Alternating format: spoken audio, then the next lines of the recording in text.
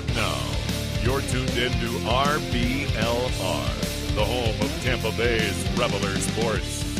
Hello, everyone out there in Tampa Bay and beyond. This is James Knowles coming at you for the RBLR Sports Podcast. I am here this week with our returning champion co-host, Carlos Rueda. Carlos, how are you doing in what I believe is a very lovely Rowdies sweater? Is that correct?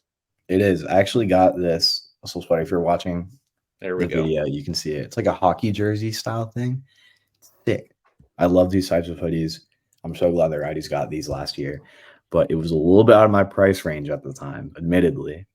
That being said, I won a social media giveaway for like a $500 gift card for the Rays Rowdies, Rays Republic, I think it's called, the store in Tropicana Field. I bought like a way too expensive Rays jersey. Those things are absurdly priced. And then a few other miscellaneous pieces of Rowdies gear, this being one of them. Shout out the Bay Republic.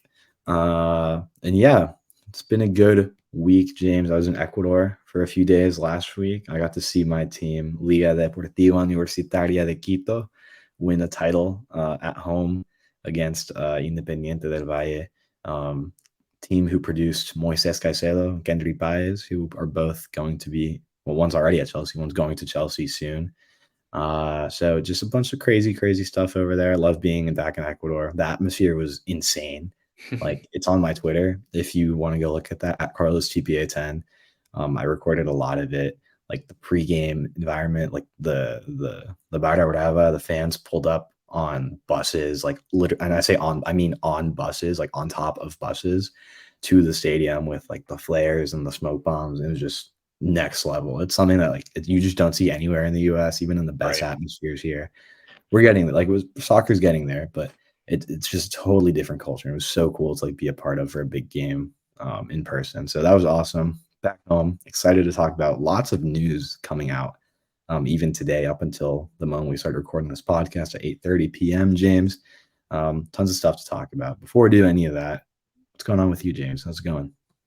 Yeah, not too much, not anywhere near as much as that this week, although I will say my trip for the holidays, I guess, is coming up this week, where Monday starts with Christmas. So yeah, I will be going to Tennessee, and I will not be here to record, unfortunately, next week. So I will leave it to you, Carlos, to find a good replacement. I'm assuming that Eureka will be an adequate replacement, at least. Shots fired at producer Eureka. But Lionel Messi will be on the podcast next week. Yes. I haven't told you guys this. I locked him in over Twitter.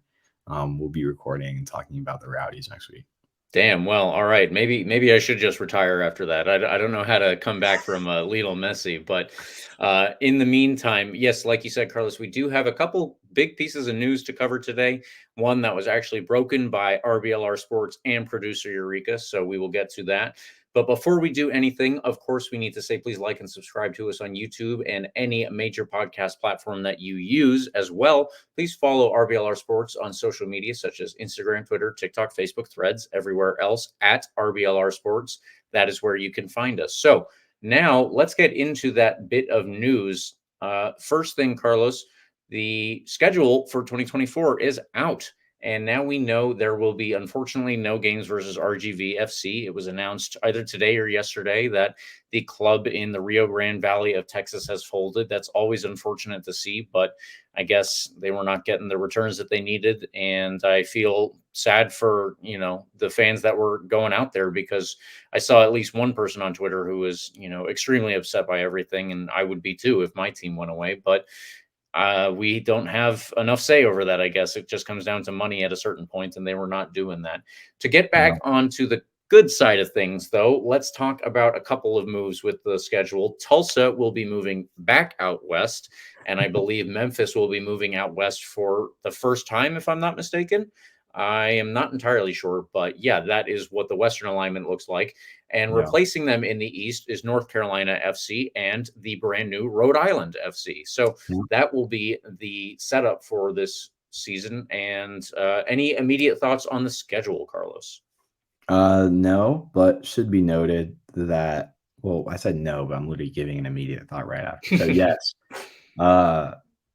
first game of the year is at home, March 16th and it'll be a barn burner against San Antonio FC. Yep.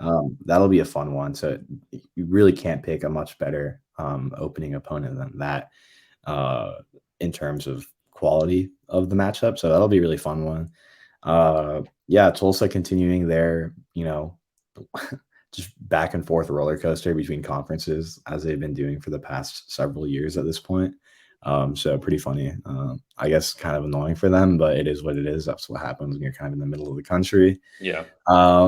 And I'm excited to see what Rhode Island is as a club, like not just the team, but it seems like there's a good amount of excitement around them over there in Rhode Island. So yeah, should be fun. Always fun to play new teams. It's fun to be playing against North Carolina FC again in what is a pretty cool stadium over there. Yeah. I really like that part of the country, and I'm looking forward to going to visit, hitting up some more away games over there, and what's not too far away. So it'll be good. Excited overall. I mean, always good to see the schedule out. It means the league is still somewhat operational and existing. So in the midst of all the chaos of U.S. soccer games, it's good to see some stability and continuity, knowing that we're going to be playing next year. So yeah, unfortunate for Rio Grande Valley. It is really annoying, just kind of the state that some, clubs have found themselves in. It's such a cool stadium they have over there. I'm really sad I never got to go visit. Yeah, I'm wondering what's even going to happen with that, I guess. So today I actually just learned, and I have to go back and check who let me know, but a Rowdies mutual on Twitter, James, let me know that the University of Texas Rio Grande Valley football team is taking over the facility. Oh, well, that's disappointing for us, I guess. Yeah, it's kind of weird, but Michael Taylor at Michael Danger 19 on Twitter. Okay. Shout out to him for letting me know this. At least it's not going to waste. It's going to be used by somebody. But yeah, HEB Park's going to be used for the new football program at the University of Texas Rio Grande Valley. But again, not really relevant to the world of USL. Unfortunate for them, and yeah, can't really say much else other than I'm sorry to all their fans. Unfortunately, it's just the way things work in this world of soccer. So yeah, hopefully, we can see soccer there again one day, but at this point it's annoying how it folded too. They just kind of went into the dark slowly. It wasn't like San Diego. San Diego had a chance to at least say goodbye to their team and whatnot. RGV just kind of folded into the night. It's unfortunate. So yeah, can't really say much else about that. That's all we know. Yeah, and best of luck, obviously, to all the fans that are down there. Hopefully there can be some sort of, as you said, some sort of something down the road that is at least a little more stable. But with that being said, Carlos, we do have one other bit of news that we need to cover before we can get into the theme of this episode. And that is some Rowdies news for the roster, the actual roster. That's right. We have new players to announce. Today, RBLR Sports, it was who announced that the Rowdies have signed Manuel Arteaga. Now, this is a big signing, Carlos. I'm going to turn it over to you to do the main coverage here because you were immediately excited when it was announced. I didn't see it immediately, and you jumped on that. This is huge, though. Very, very good signing. Yeah, Manuel Arteaga is a fantastic player, to put it very broadly. As most of you probably know, if you follow the world of USL, he played for Phoenix Rising last year. He is an incredible striker, scored 15 league goals for Phoenix in what ended up being a championship year for them, by the way. You probably recall Phoenix Rising did win the whole thing in Charleston, despite, lots of people picking against them. They managed to pull out the result over there in Charleston in the final, an incredible game. And he was a huge, huge part of their success this year. He's a 6'1" forward, big guy, very agile. If you've seen him play, you know what I mean. He can hold up the ball well, but he moves really well, gets up high, can head really well. Truly a JJ Williams type player, and very much similar in how they play and the production. So yeah, we can expect a lot of the same from him, hopefully, if he plays up to the expectations we're already setting on him. But yeah, it seems like a really reasonable replacement and a very, very exciting name that everybody should be looking forward to see on the pitch. in the broader context, it makes the JJ Williams move make a bit more sense. Maybe this was probably I mean, I don't know. I'm assuming here, but this could have been part of the plan all along to go out and get this type of player who fits the same physicality, same player type, et cetera, et cetera. Yeah, I mean, just slightly shorter than JJ Williams, but again, can get up high really well. Great in the air. So it seems like all things considered, this is a fantastic signing, and hopefully one that produces lots of goals like JJ Williams. And yeah, something else to note that USL Tactics actually mentioned, so I'll give him all the credit for this, is that he's actually a great defender as well. Something you never really mention as when you're talking about a forward, right, James? But again, this is a guy who has been mentioned can play incredibly on defense and protecting corners, set pieces, et cetera, et cetera. He's just going to be a great addition, obviously in the attack, but apparently can help out in the back as well when needed. So yeah, great hold up option at that number 9 spot. I'm really, really looking forward to what he can do with this squad and hopefully building that chemistry with Cal Jennings really quickly. Yeah, absolutely. I would love to see that. I think that, we did see a burgeoning relationship between Cal Jennings and JJ Williams on the field. If they can get anywhere near that, just because of the number of goals that both of those players had, that will probably be a pretty good season. And yeah, I think that, like you said, Manuel Arteaga is pretty good in his own right. It's not just filling a hole that was JJ Williams being sold. Maybe this was a plan. We will never probably know. Maybe we will have some input on that down the line. But in the meantime, I think we can all take a lot of solace in what is a very good player. And, if he sticks around for a season or two, it will be because he is, achieving a lot. And that's what all of us should expect at this point. So if we are through with the news, then I want to start by saying our first wish, obviously, is for a trophy at the end of the season. But in the meantime, how are we going to get that trophy? Of course, we are going to want a lot of players, including someone like Manuel Arteaga, to play for the Rowdies, line up in our famous hoops of green and gold, not green and white. We don't talk about any teams that wear green and white hoops on this show. Now, Carlos, if you could, please get us started on some of your wish list items, because I believe there was some impact on whether or not any of them could potentially sign for us today. Yeah, well, to be fair, we had a season where we wore green and white hoops a few years ago, and I actually really did like that jersey. So I wouldn't mind if we bring that back at some point because it was kind of sick. But maybe we'll take green and white from any other team that wears it. I'll take that. Independent of your distaste for Celtic, James, this is my few names I've been looking forward to, hopefully seeing on the Rowdies roster soon enough. But yeah, like you said, it was a good time after we signed Manuel Arteaga to talk about some other names we'd like to see come into the Rowdies sometime this offseason. Again, we're getting to the point in the year where tons of players are moving around, tons of players are making their way into the league for the first time, tons of players who've been in the league for a while are looking for a new club. And I just want to mention a few of the ones that I've seen notably still not be signed by anybody. One of those players is a guy that scored on us a couple times last year. His name is Neko Brett. You probably have heard of him, James. Yeah, again, somewhat affected by the fact that we signed Arteaga right now. So I'm not sure Brett would take a depth sort of role at this point. But yeah, I like when I was going through the list of free agents I saw, and again, I was actually partially helped by USL Tactics transfer spreadsheet he has. Definitely a helpful resource if you want to check that out on his Twitter. A ton of really, really great players on the market, James.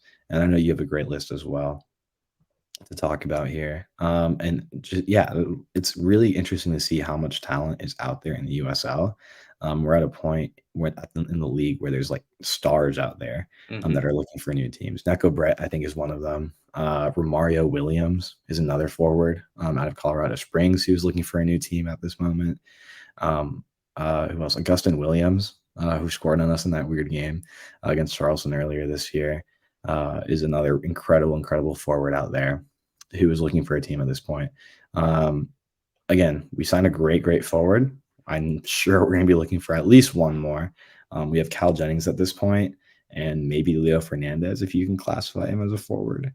But we're still going to need at least one more out there. So a couple names that came up in my quick research that I was looking for.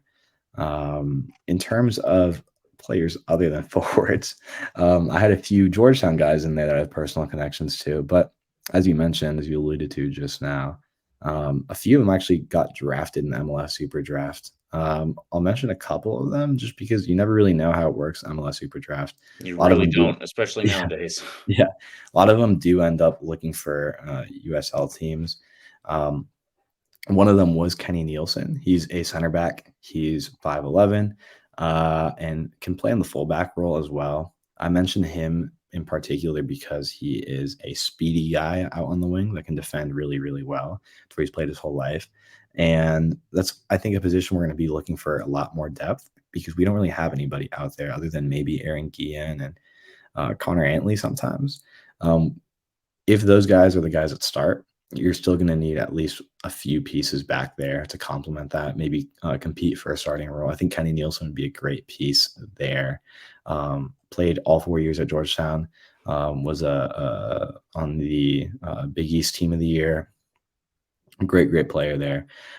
Another fullback I threw in here as well, James, I'm going to mention because he's looking for a team, is Darnell King. That's right.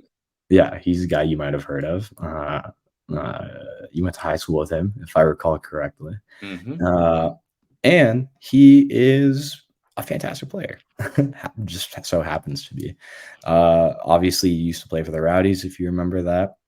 And he's a fantastic addition to the fullback spot. He is, sorry, let me fact check myself. I forgot how old he is. He is 33. That's right. He's 33 years old. So still has plenty of stuff to give. I think he would be a fantastic role that can add a lot of leadership to the back line as well, if he's back there. So, yeah, when I saw him on the spreadsheet, he's out of the team at the moment. He was a name I had to throw in there because we are looking for a fullback, I think. And yeah, he's somebody that knows the team, knows the area very well, obviously. I think he would be a lovely, lovely person to have back here. So there's just a few names I have now, James. I'll let you take over and throw in some suggestions. I have one more that I'll save for later because I think it's more of a unlikely signing. I This think is a wish list. You can wish for whatever. Yeah, I'll throw this in right now while I have you because I don't have much more reason for this. I think I'm going to throw in Gustavo Fernandez as well. I don't know what his situation is. I fully don't know how great of a player he is. I'm sure he's solid. I know he started a lot for NCFC. They were also coming out of USL League One. Mm-hmm. So I don't know how much he would add to the to this Rowdy squad. But I love having familial connections on the Rowdies. And I think it'd be so cool to have Leo Fernandez's brother on the team. And I'm sure he would be a great depth piece. I'm not sure he would get compete for a starting spot over the likes of Lasso or maybe Kleeman. But I think he would be a great addition as well. So I don't know. I'm throwing that out there. I have no real reason for it other than the fact that he's Leo Fernandez's brother. But it's a wish list, like you said, and we're wishful. So those are a few names I have. I have a few more I'll save for later. But James, why don't you give us some of your names and maybe a few reasons why they should be in green and gold? And I mean, Gustavo Fernandez is listed as someone who is, a possibility for more depth. So that is already why he's on our list. I think that's a perfectly good reason in and of itself. We always need more. That's true. That's true. The last couple seasons have proved that. Yeah. So who knows? Maybe it's possible. It's more possible than I would have imagined, I guess. Yeah. Well, I wanted to highlight a couple of players who were recently released by MLS teams. Now, as you said, it is important to note with Cal Jennings up top. Previously, we had JJ Williams. Then he left the club. And I was thinking, well, okay, who's going to be with Cal Jennings possibly up top if we're going to switch it up that way? I guess that will probably be frequently Manuel Arteaga. But at the same time, that doesn't mean that we aren't going to need somebody to step in for, injury replacements or just somebody to give them a run for their money. So if we're going to look at it and say that those are our two starters, quote unquote, I would like to think that maybe A, they could be pushed for their positions, or B, we could still have somebody who, despite being a former MLS player, will take a drop down to play for a good team and even be a depth piece. Some of them are going to be a little bit older, so it might work out that way one way or another. So let's get into that list. I had a couple of players from MLS who did not have their options picked up. If in the meantime these guys get signed by somebody, then that was pretty much breaking news. So I will just put that out there. You already mentioned Romario Williams. He's not an MLS player from recently, but those other guys that could be like him are CJ Sapong, who was a James Madison player, played for MLS clubs for the last, I don't know, like close to 10 years, a couple of appearances for the U.S. national team. Will Bruin is another player who had a couple appearances for the U.S. national team, and I think that his best spell was with the Seattle Sounders, but he has not had his option picked up. He is, just a big target man, and I think that he would serve very well down at the USL Championship level.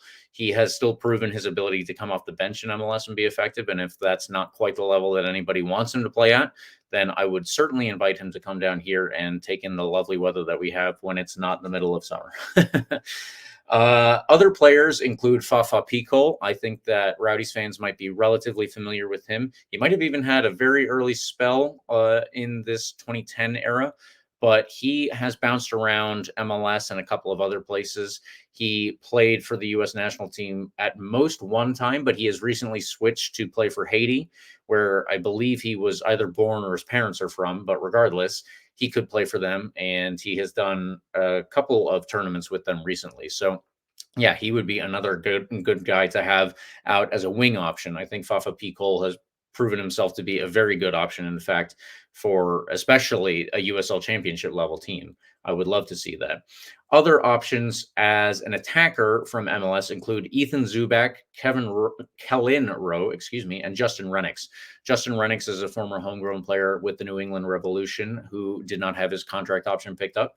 Kellen Rowe also played for the New England Revolution. I believe that's where he had his longest spell. He's a little bit older, closing in on 30 if he's not there now. And he's got a lot of experience, obviously, that we could lean on. And the last player, Ethan Zubak, is a former LA Galaxy homegrown player who was with Nashville most recently, but for whatever reason did not have his option picked up. I think that any player who is on the, just on the cusp at MLS, that's going to be a very good player for USL Championship teams to look at. Now, the other thing, obviously, that they could try to do is sign with an MLS Next Pro team. Technically, that is third division, and I really don't know what the salaries are like, if I'm being honest. But at the same time, if we consider it third division and the USL Championship is second division, you would assume and hope that the options for salaries at least are a bit better at this level. I honestly assume they are. But the problem is if you sign an MLS Next Pro, maybe you're a bit closer to playing in MLS again. And that's the only thing that I would worry about. That's another one that I really just don't know about, especially for, let's say, Kellen Rowe, who is close to, if not 30 years old. What are his chances of grabbing a slice of a small contract with an MLS team? I couldn't tell you. But if they all just want to, maybe go and try and win a trophy here because the Rowdies are perennial challengers, at least, I think that this would be as good a place as any to try and sign up. Absolutely. And a piece of news that we haven't mentioned that might be mildly relevant. Well, it's always relevant at this point because, by the way, we just didn't say that MLS teams aren't playing in the Open Cup as of now next season. Right. If you're not living under a rock, you would have seen that. So this is kind of like a random tangential connection, but hey, he could also play for the Rowdies, win an Open Cup, and play CONCACAF Champions soccer. So there we go. I don't know. I think you're playing for more than just a trophy next year in the USL Championship. If you're looking at the bright side of MLS teams not playing, I guess there's an easier path for a team like the Rowdies to play CONCACAF Champions League soccer next year or the following year, which would be a scene. Can you imagine hosting Tigres at Lang Stadium? I'd have a hell of a night. I tell you what. we would have an absolute blast. The atmosphere would be incredible. Anyway, besides that, yeah, I think those are all some great names there, James. And I think like I know we signed Arteaga just now, and he's an incredible player. But again, we're definitely going to need more players up there. Not, I think Arteaga and Cal Jennings are probably solid players to lock down a starting spot at this point. But I would imagine we need people to compete for, or at least push them to be even better players and have depth pieces. Because as you said, we've been injured so much in the past few seasons. So yeah, I'm gonna throw in some more names here that I had written down, particularly some names at the like fullback spot. Again, I think we had I mentioned Guillen and Antley. I mentioned, who else did I mention that can play fullback? Did I mention anybody? I mentioned Kenny Nielsen from Georgetown. I can play fullback earlier. But as I was looking back through the list just now, a name that missed me was Declan Wynn, who played for Charleston last year. Played 29. Yeah, played 29 games for Charleston. Was an incredible player out there, who just wasn't really talked about that much on that squad because again, it was a pretty exciting team that produced a lot offensively, and there were some big names on there. I think Declan Wynn was a name that got overlooked a lot. I didn't realize he wasn't re-signed by Charleston as of now. I saw Segbert was just re-signed. He was a name I actually had on my list earlier today. But Declan Wynn was a name who hasn't been re-signed as of now. He's out of the squad, and at this point is looking for a team. I think he would be a fantastic player that would come in and immediately start. He is a left back, so I'm not sure how that would work with Aaron Guillen, right? Maybe Aaron Guillen moves back to like his traditional center back role, puts Kleeman on the bench. But I think Declan Wynn would be an immediate starting player. He would immediately contribute to the team and be a huge, huge player on the squad. So there's a player out there. If we're looking for players in the USL Championship who would immediately start for the squad at the fullback spot, I think Declan Wynn is probably at the top, if not at the close to the top, if not at the top of that list right now. One person who might be close to the top of that list is someone who I put down here because, again, personal connection. He did come from Georgetown, but that was a few years ago. Is Derek Dodson, who's been playing right back recently for he played for Memphis before. Also just recently for Charleston. He is out of a contract at this point in time. And again, looking for a team. He's a player who hasn't been signed anywhere as of now. Again, if he has been by the time we're recording this podcast at 8:52 p.m., it would be breaking news, like you said. He's a fantastic player as well. Incredible speed on the wing, which is obviously what we're looking for at that fullback spot. Can obviously defend, but contributes a ton on the attack. And this is a part that I think got missed a lot in Charleston and Memphis. Or at least a part that you don't really expect because his position for most of his life, as my understanding is, has been a forward and like an attacking winger. He was like the main striker for Georgetown in that national title winning year in 2019. So at some point between the end of his college career and his pro career, he made the transition from striker to fullback.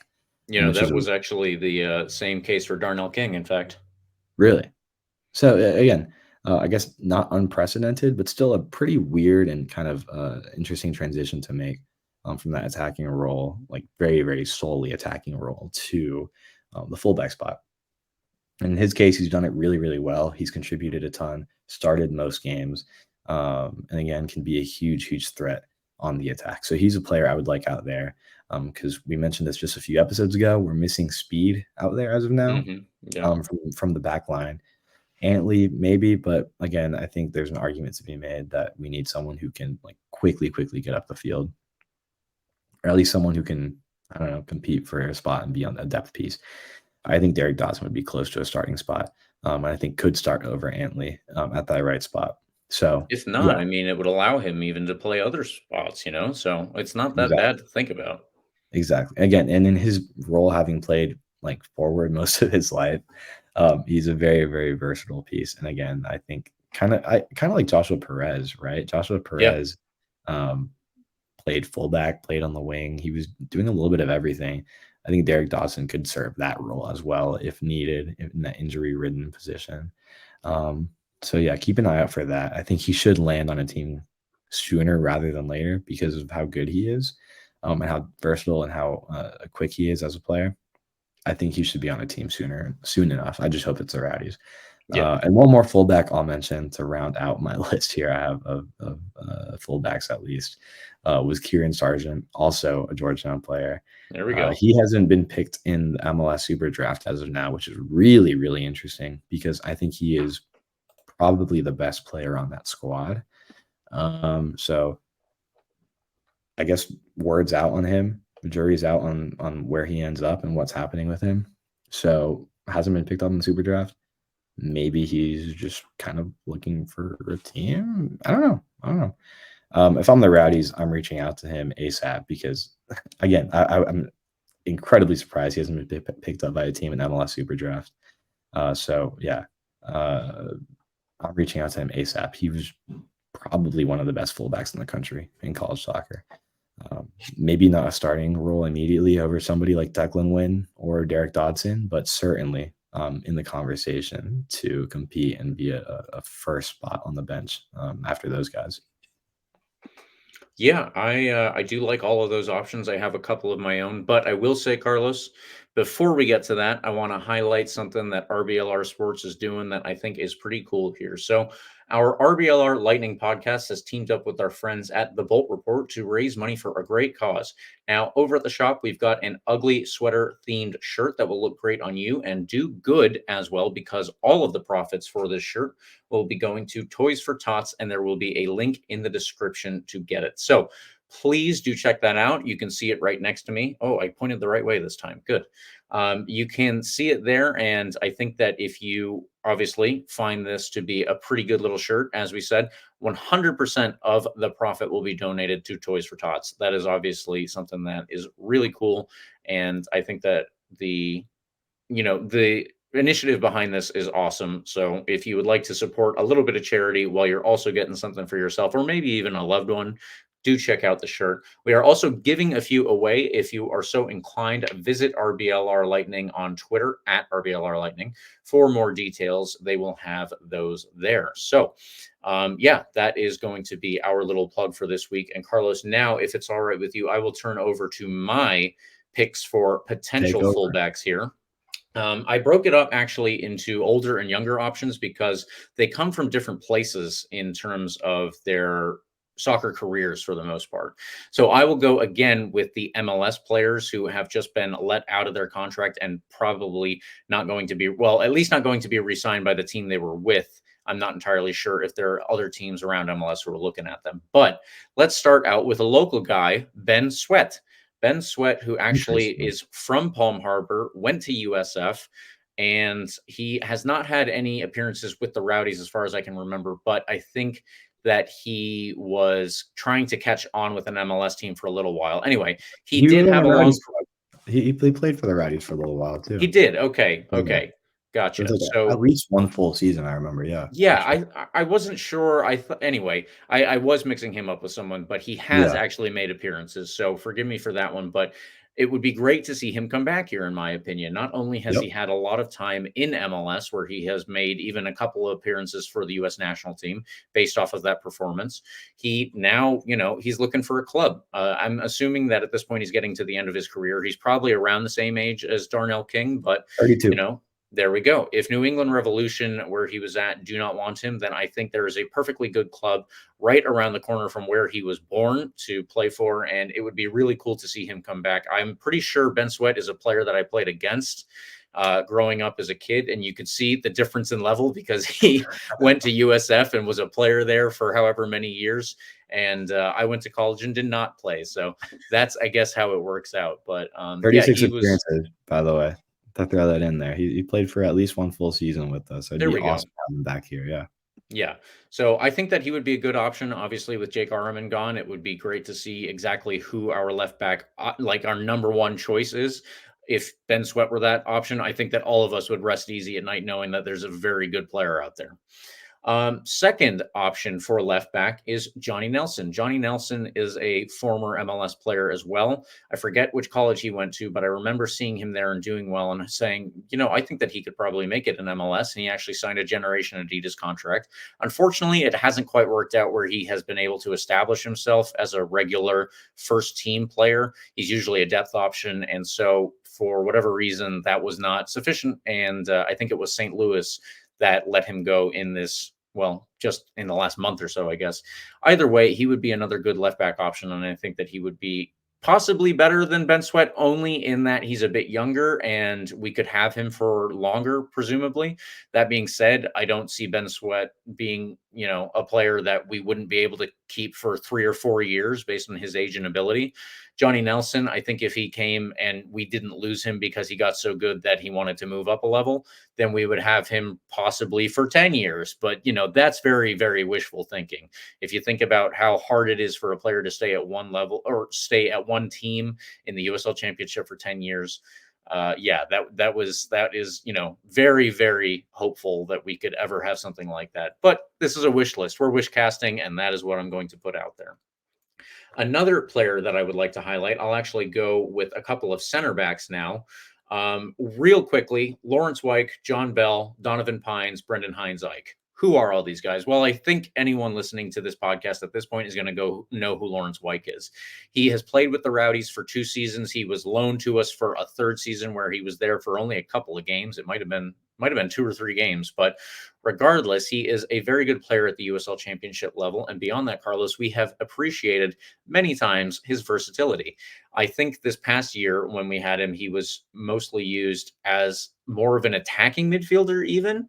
But prior to that, he has played as a center back and a right back and a defensive midfielder. You might as well stick him in net and see how well he does there, because I think at this point, that's the only one that we haven't seen. And if it follows all of his other games, then he'll probably at least be an adequate choice. Now, to get to the other center backs, John Bell. He is a player who has been in MLS for a couple of seasons at this point. I think that he was with the New England Revolution last, or St. Louis, one of those two. And he, is another MLS depth option. As we have said, MLS depth options usually do well at the USL Championship level. I would like to see that also for Donovan Pines, a former homegrown player for DC United. He is, I believe, out of Maryland, University of Maryland, but then he was signed to play for DC United. Again, another one of those depth pieces at center back. He's 6'5". He is huge.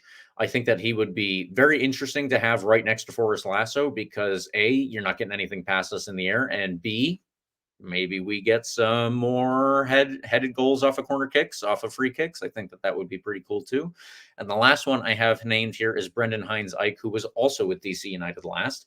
He is actually a USF graduate. He went to play in Sweden and then came back to MLS more recently. Of course, he was let go from DC United in the last couple of weeks. So I think that having him come back to the Tampa Bay area would be pretty good, especially for our defensive depth and options there. Absolutely. Bunch of great options as well. I would love to have, former Rowdies like Ben Sweat back here. That'd be so cool. It doesn't happen very often where like a player comes back to a club that he was at, when he was much, much young. Well, I take that back. I guess it hasn't happened much for us. We had a couple of players come back. I guess you can say Forrest Lasso came back after like a year away. We could say Lucky. That was my next mention. Yeah, Lucky there we go. Came back after several years away. It would be cool to have some more veteran guys come back and kind of, kind of see where the team has gone since they've been away and help kind of keep us grounded. Yeah. It's good to have a bunch of veterans on the squad as well. Leo Fernandez is kind of that. I think he is probably the only one at this point who's up there and has been around for that long, obviously.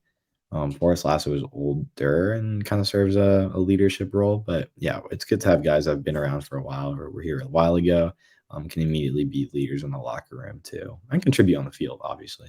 Yeah. We've gone like totally out of order in terms of like where we are on the field. So I was going to keep up that pattern of not having a pattern and look at some midfielders and wingers too that we haven't mentioned. Wingers especially, I think, is an area we're going to be looking at. We don't really have like Dan Harris is out there. He's an attacking winger. I guess we don't really know how the formation is going to look like too with our new coach, right? And what his tactical plan is going to be. When I'm talking about wingers, in this case, I'm talking about like more attacking wingers, not like the wing back spots that we've been using in the past few seasons. But yeah, anyway, This kind of just happened. I'm not even like saying this because I go to Georgetown. Like, this is a guy that I think we should absolutely have on the squad that can play in the attacking mid or in the wing. Is Chris Hagart. Chris Hagart played for Loudoun recently, and he hasn't been re-signed. He got drafted in the super draft when he got selected sophomore year, so 2 years ago. He played for Charlotte FC for a little while. Actually made a good amount of appearances there. But with the new coach that came in after Ramirez, didn't really find a spot in the new coach's squad. Ended up bouncing around between Charlotte and Charlotte's, I guess Charlotte Independence became their affiliate team. Had some injury problems, and then ended up in Loudoun for the last like third of the year last season. If you recall the game against Loudoun at home towards the end of this year, he and Adrian Rocha, again, I'm mildly biased because they're both Hoyas, but they were at the center of so much of their attacking threat. And the way the dynamic ability of these guys was really, really incredible to see. Chris Hagart can move the ball really well. He can dribble really well. He can shoot. Like, obviously can pass the ball well as an attacker or as an attacking midfield and winger. He's really, really quick, really dynamic, and he would be, I think, competing for a spot wherever it is that he's playing in that attacking mid role or on the wing.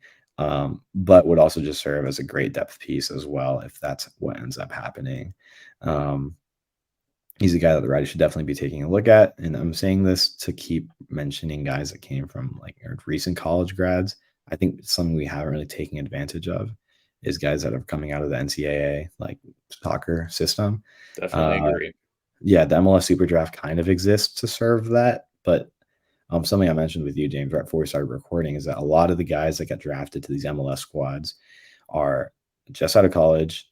So they're expected to make this transition from college soccer to MLS professional soccer in one off season.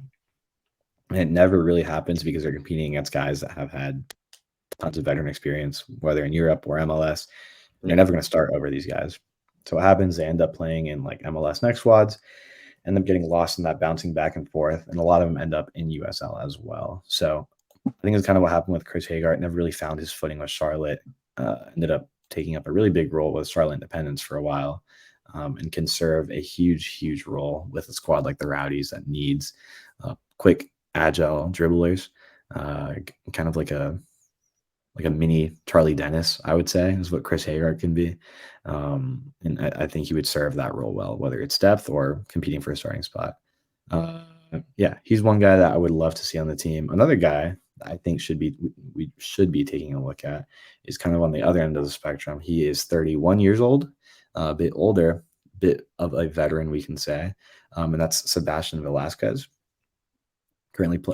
Just recently played for Indy 11, but yeah, played one season there, 17 appearances. I'm looking at his Wikipedia again because I had this written down, but I don't know where I put it. Yeah, I think he is also in a great attacking midfield. He would be quick, again, a good dribbler.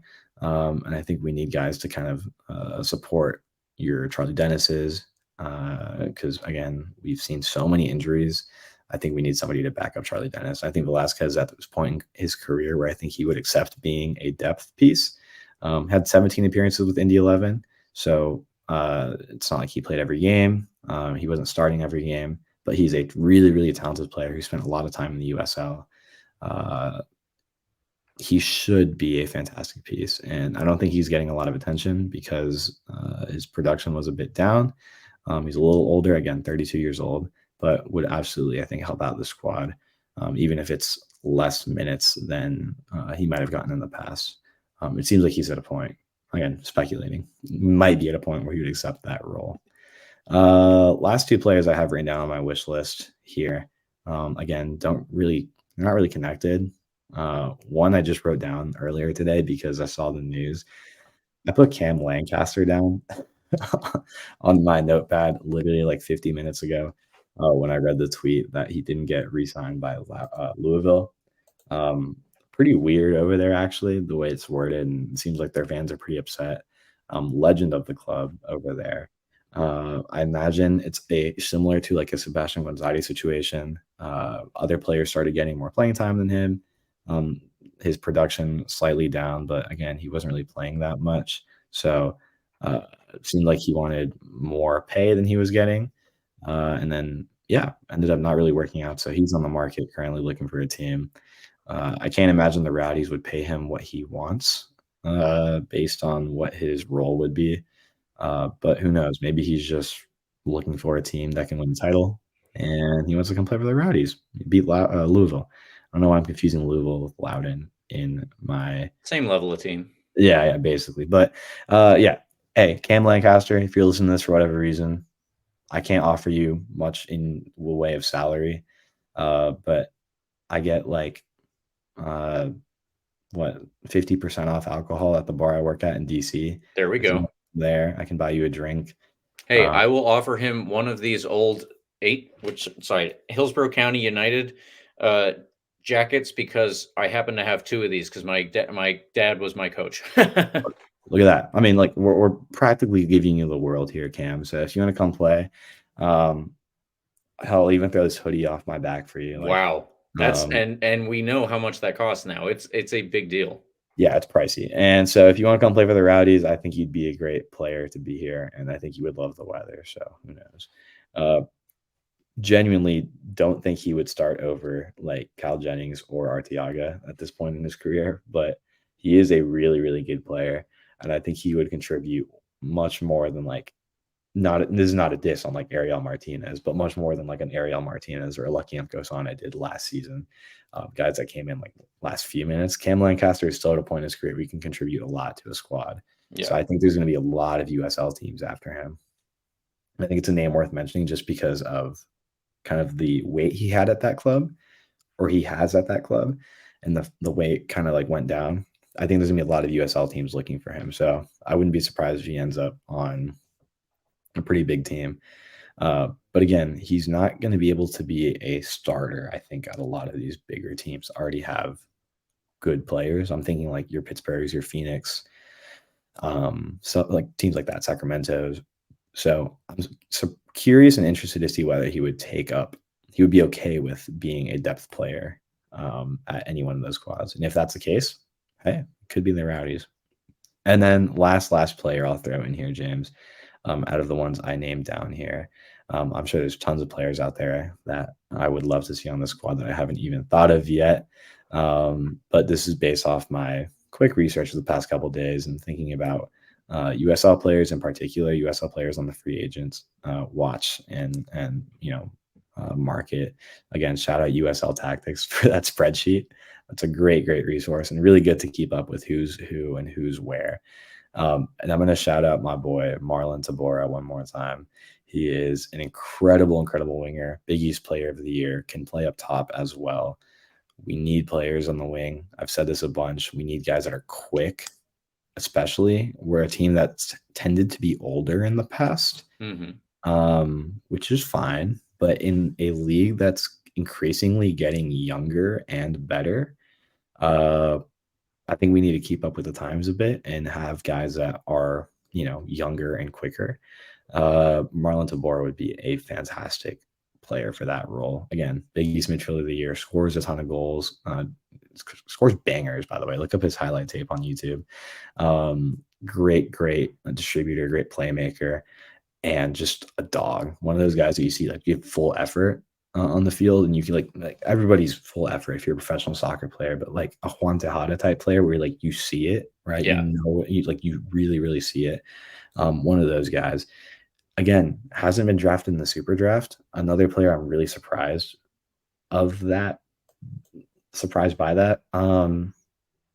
Maybe there's like a rule. I don't really know. Again, I don't know how the super draft works. But that being said, since he wasn't drafted by an MLS team, if I'm the Rowdies, I'm picking up the phone right now and giving a call and seeing if he'd be interested. He is so good, and I think genuinely would compete for a starting spot, just like Chris Hagar. I mentioned a few Georgetown guys, and again, I'm biased because I know a lot of them, but these are true fantastic players, some of the best in the world of college soccer. And that's an area, once again, that we really need to tap into to become quicker, to become faster as a team, to become younger as a team. We need to truly embrace that. I know Georgie Christoph mentioned this a bunch, obviously. I think he's talking about even younger kids, but I'm thinking about the world of college soccer, and we truly need to give that world a chance as an organization. That being said, I'm totally okay signing guys like Manuel Arteaga, who are veterans at this point and who are truly going to be starting off the bat. But yeah, that's my full list. That's my wish list. Several Georgetown guys, but mostly guys here that are USL free agents. I'm glad you brought in guys that are mostly, not mostly, but a bunch of MLS guys. It's an area I haven't really taken a look at, is former MLS guys. I've been looking at a lot of USL guys, but I'm really, really curious to see who the guys that roll in here over the next few weeks actually are. At this point, I'm curious if we're looking for guys that can actually start over the guys we have, or if we're looking for guys who are going to be, like I said, mostly depth pieces, mostly guys to come in during injuries, guys to play. I don't know, like, who's the team we played last year in the first round of the Open Cup? Like, Nona. Like if we're looking for guys that'll play against the Nonas next year in the first round of the Open Cup, I'm curious. So I guess we'll have to see what happens there. I guess my last broader category is, embracing what Georgie Christoph said. Maybe this is a year to sign some like young kids full time and seeing what they can do. We always need depth. So, but yeah, bring them in, develop them. Maybe they become legends in the next 2 seasons or so. James, do you have any other players here? Because I feel like we listed a ton of players just now, mentioned a bunch of great information about them. Any players that you haven't mentioned yet that you would truly like to see on this team? Or is there anybody that we haven't mentioned that, is truly a star out there that nobody's picked up? There are a couple of players from, around the world of soccer, but I think that with the time we have remaining, I really want to hit on one final thing. And as we all know now, Robbie Nielsen is the coach. He is Scottish. And if you haven't heard me say it before, I have a Scottish background. I would be just overjoyed to see him bring in some Scottish U21 internationals. I would be ever so happy if we could bring in, let's say, half of the Scottish under-19 national team. Liverpool has Ben Doak, who is knocking on the door of their first team. If they want to send him out on loan to get some minutes, why not send him to a former Scottish coach who happens to be living in St. Pete? I mean, he's probably not going to get the call, but I know of several players at Aston Villa who are not quite knocking on the first team and who could actually come on loan. The likelihood that we get a Rory Wilson or a Kerr Smith on loan is pretty low. But if, let's say, the Rowdies were looking at some under 21 and younger Scottish national team players, those are 2 very good guys. Those are 2 guys with a lot of upward trajectory, a lot of, what's the word I'm looking for? Certainly a lot of growth potential. We'll leave it with that. I would love to see some Scottish players come in who aren't just, like we have said before, maybe getting towards the end of their career. Not that I would be upset with that. And there are plenty of guys that I could name who are Scottish that are getting towards the end of their career who would come in and immediately improve the Rowdies. But while we're here, let's just go and get some guys on loan. Quite honestly, I think Hearts even has some players who could do with a lot more just minutes, competitive minutes. And you know what? If there's one thing that'll make a Scottish player fitter, it's playing in the Florida heat. That is a completely different climate. If you can learn to deal with the heat down here, you can go back up there and deal with anything. That is my opinion. So I would love to see Robbie Nielsen, if he's going to use the hookup that he's got with his natural connections. Obviously, those are going to be in the UK. Get some Scottish under 21 players in here on loan. Let's make that happen. Let's do it. Yeah. I think I was going to mention that too. Like, if not specifically Scottish U21 players, but if there's one good thing about the kind of uncertainty about bringing in a new coach and whatnot that comes with that, I think it's going to be seeing what kind of connections he has. Obviously, with Neil Collins, I think we're going to see a lot of potential similar connections that Neil Collins had, because they're both from Scotland, have a lot of experience in the same area of the world in soccer.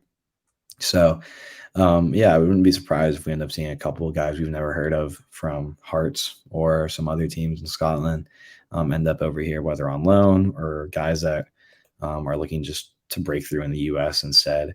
I wouldn't be surprised if we see that happening. Guys that we might have not ever heard of over here, but guys that I'm sure if they come will be contributors, guys that will become great players. We saw that happen with Jordan Doherty and Caleb Richards, right? What's his name? Caleb Richards. I'm not wrong, right? Nope, you got that. Caleb Richards. Yeah, Caleb Richards. He's still playing for Kidderminster Harriers in the National League. So if he wants to come back and play for the Rowdies again, I wouldn't mind that as well. We haven't really seen or heard much of like about the Norwich partnership we have supposedly. I believe that's still a thing. If not, it kind of went out pretty quietly. Supposedly, we still have a partnership with Norwich City FC. Supposedly. Yeah. So if that's still a thing, maybe we see some more movement over there in the world of loans. That's kind of, again, how we heard of Jordan Doherty and Caleb Richards for the first time and how they ended up here. If that's still a thing, I'd love for that to happen because clearly it worked out for us. Caleb Richards was a fantastic player that year and started every game, if I remember right. And Jordan Doherty obviously became a full-time player over here. I would love to see more happen over there from that. It's great to see like connections we have work out and actually mean something. If you were around when we had a supposed partnership with like Sao Paulo from Brazil, like that was a thing for like a day. Like imagine the players we could have brought in on loan if that was actually passing players back and forth. We could have really won a lot of trophies, I imagine. We would have been a squad of like Brazilian super kids. Like, yeah, it would have been awesome. Technically, like I never saw something about that ending publicly, so I don't know. Like maybe it's still a thing, but it's definitely not. Kind of just faded away into the night. The Norwich City thing, I hope is still a thing. I feel like it's more likely that it is because it's much more recent and we saw things happen with that pretty recently. So if you're Norwich City FC and you're listening to this podcast, send us some guys. I don't really know what we can contribute to your cause as an organization, but we can let Eureka says they got the hookup at the RBLR Sports Shop. Just saying. There you go. There you go. If you're Norwich City FC, you can come train down here whenever you want. We have a cool stadium. It's really pretty. You can hang out here during your off season if you want. I don't know what else to tell you, but give us players. Hopefully that's still a thing. And yeah, that's kind of it in the world of wish list stuff on my end. What else? I'd love to see a sign like Enter Valencia. If we're just truly making it just a random wish list, like he's pretty good at soccer. He's pretty good. So yeah, but in terms of somewhat realistic USL signings, I think that's all I got on my end. James, I'd love to see more Ecuadorian players, obviously, like you said. It's always great to have that personal connection. More South American players in general. For sure. Arteaga is Venezuelan. And I think that's great because we have a huge Hispanic community here in Tampa, including a large Venezuelan community. I hope they come out and support him. So, hey, we'll see what happens this offseason. Still plenty of offseason to go. Our wish list, I'm sure, will keep changing, keep growing, keep, shortening as players get picked up and go to other places. But we'll just have to wait and see what happens. Tons of excitement, and I'm really, really excited to see what happens. I'm sure there's plenty of stuff coming this week, next week. Who knows? Yeah, absolutely. One more name just to throw out because you brought it up. I didn't actually have this even on the list, but Santos just got relegated in Brazil. They had a Venezuelan international, Jefferson Soteldo. If he's looking for another place to play, he has been in the U.S. before. I would say come down to Tampa Bay and see what it's like Soteldo. He is so good, dude. That would be insane if he comes to the Rowdies. It'd be awesome. So, a national team player, so maybe he would draw up some interest from the Venezuelan crowd. We don't know. Yeah. By the way, he's 5'3". He's like one of the shortest players I've ever seen play like on TV. He's so good though. Like he's so talented. I don't know how he ended up on a team that got relegated. He's so much more than that. But yeah, I'm sure he's gonna be looking for a team because he definitely doesn't deserve to be playing with Santos at this point. Like Santos doesn't deserve him. So, hey, come to the Rowdies, Jefferson. We miss you. There we go. There we go. All right, everyone. Thank you for tuning in this week. We had a great wish list, I think. Carlos and I came up with a bunch and even spurred some new ones that neither of us had written down previously. It's all over the place. It's a wish list. It truly is. But that's how it goes. That's how it goes. To give you a little bit of homework, please tune in to our RBLR Deportes and Tampa Bay Sun shows. I guess that isn't too much homework because more than likely it will already be on your podcast feed. But yeah, do tune into those. I said last week, RBLR Deportes is helping me learn Spanish because you're supposed to listen and, gain your comprehension. If anyone else who just already speaks Spanish wants to hear it, then, that covers all the sports, maybe even quicker than individually going through each team. So I think that's a great option. Tampa Bay Sun, I'm so excited for this new team to get started and, get actually rolling, naming some names to the roster. That'll be great. And when we have that, obviously we will be covering it here at RBLR Sports. And finally, I said last week, I don't know actually when Hanukkah or Kwanzaa are, but I hope that people who celebrate those are listening to this podcast because it means we have a big viewership and a big listenership. And I hope that's true here. Everyone, I do know when Christmas is naturally, but Merry Christmas, happy Hanukkah and happy Kwanzaa too. We hope that you enjoy all of your holidays and that you enjoy them with maybe even some RBLR Sports podcast in the background. There you go. Thank you, listeners, for tuning in. We appreciate when you do. And please follow RBLR Sports on Instagram, Twitter, TikTok, Facebook, Threads, anywhere. That is where we are too, at RBLR Sports. I am on Twitter if you'd like to get at me for not knowing when the holidays are. I am at RBLR James K. What about you, Carlos? I'm at Carlos CPA 10 on Twitter. If you didn't get James' subtle message, I'll tell you very blatantly. Buy our merch for Christmas. Like it looks good on you, it looks good on other people, and as we've said, you can get a cool discount with COYR. What else was I gonna say? I'm tweeting about the Rowdies. It's fun. Like we actually have stuff to talk about, as we said at the beginning of this episode. It's great. We don't just have to like fill in random content anymore, which we never do, by the way. Everything's always planned out really great. And I'm really excited to talk about everything we have to do in this off season. Like there's tons of other USL news going on. Like again, a whole club just folded. It's crazy. Tons of big names are moving around. It's really crazy to keep up with. And again, I'm going to shout out USL Tactics at USL Tactics on Twitter for the transaction spreadsheet. It's actually really, really helpful. It's helped me kind of stay up to date with all the transactions in the world of soccer, the world of USL, because again, huge names moving around from team to team. It's pretty interesting. And I think it's truly helpful to keep up with kind of like how the dynamic of the league is changing for next season. Some teams are building up to be real powerhouses. Some powerhouses are shipping away a lot of their players. And some teams are huge question marks. So it's really interesting to see. For example, Detroit City hasn't announced anybody. Hartford has brought in a bunch of random people.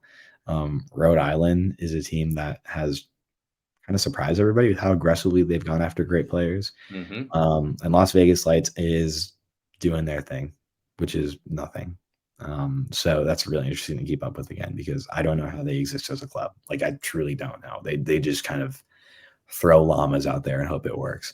So shout out USL Tactics. Keep an eye out on that spreadsheet. It's really, really helpful to keep up with where all these top players are moving around. All right, there you have it. And please like and subscribe to our podcast, of course, RBLR Sports. You can get the full experience on YouTube if you're after that, or if you just want to hear us, no problem. You can do that. There we go. You can do that on Spotify, iHeartRadio app, Apple and Google Podcasts. But happy holidays, everyone. Merry Christmas. And come on, you Rowdies.